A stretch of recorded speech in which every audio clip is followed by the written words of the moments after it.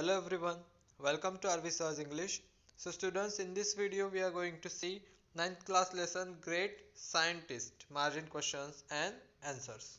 So students, या video मध्ये आपण ग्रेट सायंटिस्ट या लेसनचे मार्जिन क्वेश्चन्स आणि आन्सर्स बघणार आहोत. चला तर मग व्हिडिओला सुरुवात करूया. First question is what were the odds against Faraday in his childhood. तर लहानपणी म्हणजे चाइल्डहुडमध्ये फॅरेडेंच्या अगेन्स्ट कोणते ऑड्स होते, म्हणजे कोणत्या गोष्टी विपरीत होत्या. Michael Faraday was born in a very poor family in a dirty सबब इन लंडन. तर लंडनच्या एका डर्टी सबब म्हणजे उपनगरामध्ये त्यांचा जन्म झाला होता, एका अत्यंत गरीब घरामध्ये. Due to speech defect he pronounce rabbit as wabbit. आणि त्यांना स्पीच डिफेक्ट म्हणजे बोलण्यामध्ये प्रॉब्लेम होता, त्यामुळे ते रॅबिटला वॅबिट असं प्रोनाऊन्स करायचे. He would call himself as Fabeday. त्यांना र ला व म्हणायची सवय होती, त्यामुळे स्वतःचं सरनेम सुद्धा ते चुकीचं म्हणजे फॅवेडे अशा प्रकारे प्रोनाऊन्स करायचे. The teacher did not help him either, so his mother was force to take him out of school. Teachers सुद्धा त्यांना कोणत्याही बाबतीत मदत करत नव्हत्या त्यांच्या शाळेमधील, त्यामुळे त्यांच्या आईला जबरदस्तीने त्यांना शाळेतून काढावं लागलं. Next question is why do you think Faraday's friend gave him a free ticket to Davy's programme. तर फॅरेडेचा जो मित्र होता त्यांना डेव्हीच्या प्रोग्रामचं फ्री तिकीट का दिलं. Answer is one day Faraday's friend gave him a free ticket to a public lecture and demonstration by the renowned chemist Humphrey Davy at London's Royal Institute. So एक दिवस फॅरेडेचा जो मित्र होता त्यांनी त्यांना एक फ्री तिकीट दिलं एका पब्लिक लेक्चरचं आणि डेमॉन्स्ट्रेशनचं, जे रिनाउड केमिस्ट हम्फ्री डेव्ही यांचं एक लेक्चर होतं लंडन रॉयल इन्स्टिट्यूटमध्ये, त्याचं फ्री तिकीट त्यांना दिलं. David's work on chemicals and electrical lightning was the subject of conversation among the scientists of that age. त्या काळात जेवढी सायंटिस्ट होते त्यामध्ये डेव्हीचं जे वर्क होतं on chemical and electrical lightning हे एक कन्व्हर्सेशन म्हणजे चर्चेचा विषय होता. Michael Faraday was very much interested in science. Because of that, his friend gave him a free ticket to Davy's program. Michael Faraday यांना सायन्समध्ये विज्ञानामध्ये फार इंटरेस्ट होता, आवड होती, त्यामुळेच त्यांच्या मित्रांनी डेव्हीच्या लेक्चरचं तिकीट त्यांना दिलं. Next question is what was the subject of Davy's lecture. डेव्हीच्या लेक्चरचा सब्जेक्ट म्हणजे विषय काय होता. Subject of Davy's lecture was mysterious force of electric fluid. तर mysterious force of electric fluid हा डेव्हीच्या लेक्चरचा विषय होता. Next question is what actions and thoughts of Faraday show that he was inspired by Davy. तर फॅरेडेंच्या कोणत्या ॲक्शनवरून किंवा त्यांच्या कोणत्या थॉट्सवरून विचारावरून आपल्या लक्षात येते की ते वॉज इन्स्पायर्ड बाय डेव्ही. डेव्हीकडून फार इन्स्पायर्ड म्हणजे त्यांना डेव्हीकडून फार प्रेरणा मिळाली होती. Answer is Faraday was spellbound by Davy's lecture. Faraday हे डेव्हीचं लेक्चर अत्यंत मंत्रमुग्ध होऊन ऐकत होते. He kept taking notes and so engrossed that he forgot to clap. ते नोट्स घेत होते त्यांच्या लेक्चरमध्ये आणि ते एवढे एन्ग्रॉस म्हणजे तल्लीन झाले होते की ते टाळ्या वाजवायला सुद्धा विसरून गेले होते. He bound his comprehensive notes into a book to give it to Davy someday. त्यांनी डेव्हीच्या लेक्चरचे जेवढे नोट्स होत्या त्याला बाइंड केलं, त्याची एक बुक बनवली आणि त्यांना ती डेव्हीला कधी ना कधी भविष्यामध्ये गिफ्ट करायची होती. He decided to become a scientist. आणि त्या दिवशी त्यांनी एक सायंटिस्ट म्हणजे एक शास्त्रज्ञ व्हायचं ठरवलं. अशा प्रकारे ते अत्यंत प्रभावित झाले होते डेव्हीच्या लेक्चरने. Why did Davy choose Faraday as his secretary. तर डेव्हींनी फॅरेडेला सेक्रेटरी म्हणून का चूज केलं. Due to a chemical explosion inside the lab Davy was temporarily blinded. तर डेव्हीच्या लॅबमध्ये एकदा एक केमिकल एक्सप्लोजन झालं, ज्यामुळे त्यांना काही काळासाठी ब्लाइंडनेस म्हणजे अंधत्व आलं. He needed an assistant with an excellent memory to help him. So त्यांना अशा एखाद्या असिस्टंटची गरज होती की ज्याची मेमरी एक्सलंट असेल, म्हणजे ज्याची स्मरणशक्ती चांगली असेल. सो ही hired Faraday as his secretary. त्यामुळेच त्यांनी फॅरेडेंना आपलं सेक्रेटरी म्हणून हायर केलं म्हणजे निवडलं. Next question is was Dewey fair in his treatment of Faraday. जेव्हा डेव्ही फॅरेडेंना ट्रीट करायचं त्यांची ट्रीटमेंट जी आहे ती फेअर होती का, म्हणजे वागणूक डेव्हींची फॅरेडेंविषयी वागणूक चांगली होती का. डेव्ही नेवर बिलीव्ड फॅरेडे कुड do anything in the field of science. तर डेव्हीला कधीच वाटलं नाही की फॅरेडे सायन्सच्या फील्डमध्ये म्हणजे विज्ञानाच्या क्षेत्रामध्ये काही करू शकतील. Due to his social status and education. कारण त्यांचं सोशल स्टेटस आणि एज्युकेशन. फॅराडे यांचं सोशल स्टेटस सुद्धा चांगलं नव्हतं आणि एज्युकेशन सुद्धा त्यांना पूर्ण मिळालेलं नव्हतं. So he gave him unfair treatment. त्यामुळे देवी त्यांना अनफेअर ट्रीटमेंट द्यायचा, म्हणजे चांगली वागणूक देत नव्हते. How did Faraday respond to that treatment. मग अशा ट्रीटमेंटला फॅराडेंनी कशा प्रकारे रिस्पॉन्स केलं. Davy never believed Faraday would be able to do anything in the scientific field, so he advised Faraday to stick to bookbinding. So Davy जे होते त्यांना कधीच असं वाटलं नव्हतं की फॅराडे हे सायन्सच्या क्षेत्रामध्ये काही करू शकतील. त्यामुळे त्यांनी सल्ला दिला फॅराडेंना की तू बुक बाइंडिंग म्हणजे जे काम तू आधी करत होता पुस्तक बांधणीचं, तेच काम तू पुढे चालू ठेव, बाकी सायन्समध्ये तुझं काही होऊ शकणार नाही. Faraday was relentless.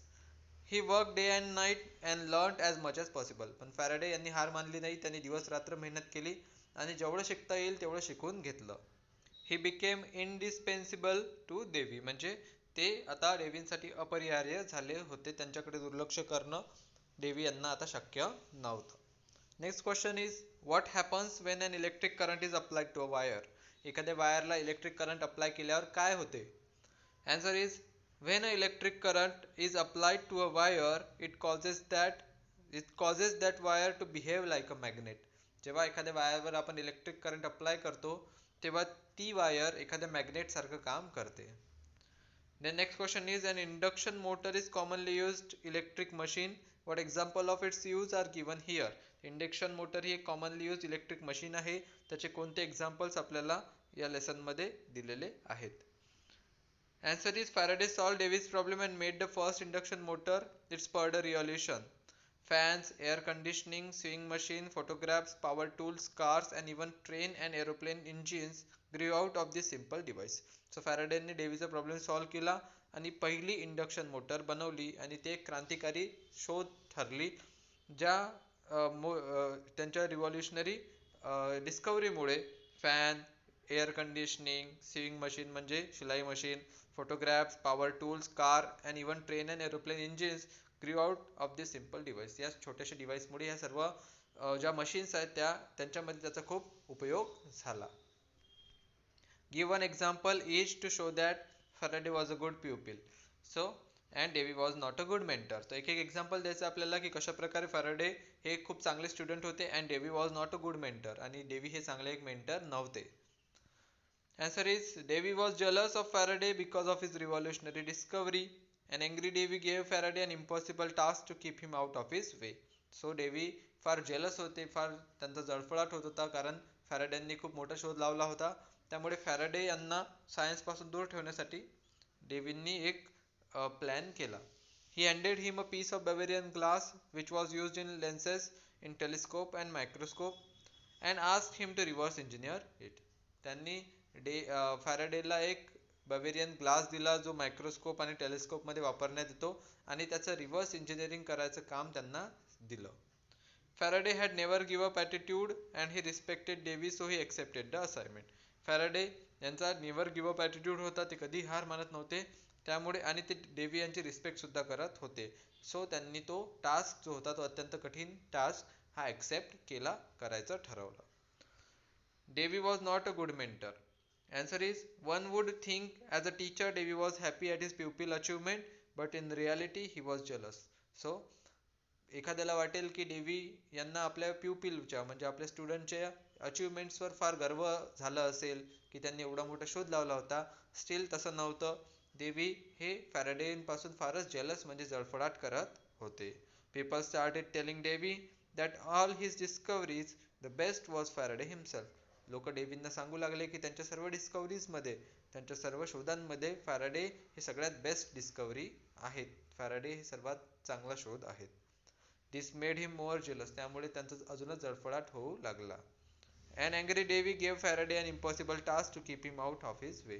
त्यामुळेच रागात आलेल्या डेव्हींनी फॅराडेंना एक असा टास्क दिला जो इम्पॉसिबल होता, जे करणं शक्य नव्हतं, आणि अशा प्रकारे त्यांना फॅराडे यांना सायन्स पासून दूर ठेवायचं होतं.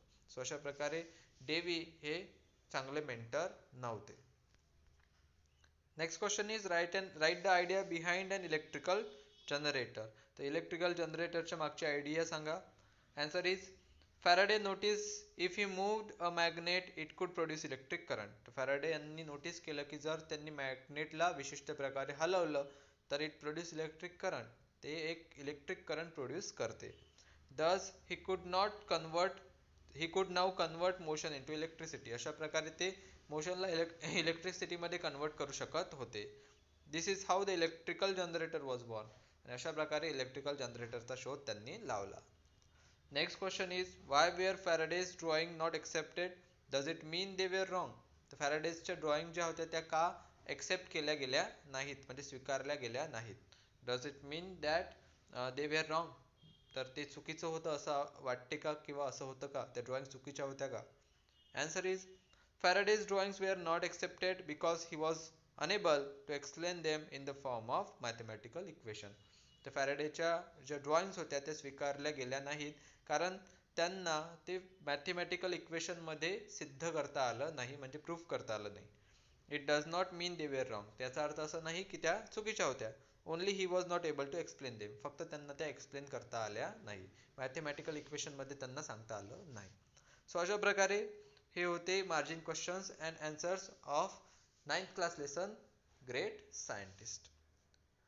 So I hope everyone have understood it very well. I will see you in another video. Till then, take care. Goodbye.